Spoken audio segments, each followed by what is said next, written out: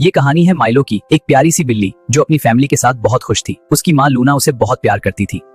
लेकिन एक दिन मिलो को पता चला कि उसकी जिंदगी का सबसे बड़ा राज उससे छुपाया जा रहा था।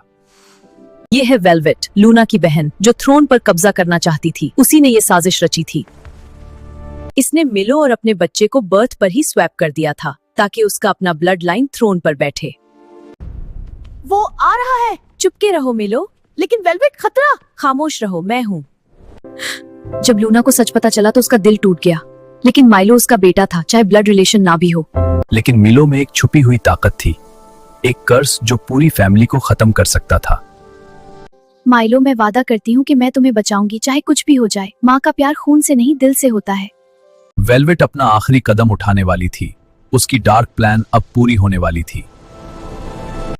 अब जंग शुरू होने वाली थी। क्या लूना माइलो को बचा पाएगी? क्या वेलवेट की प्लान कामयाब होगी या माइलो की पावर सब कुछ तबाह कर देगी?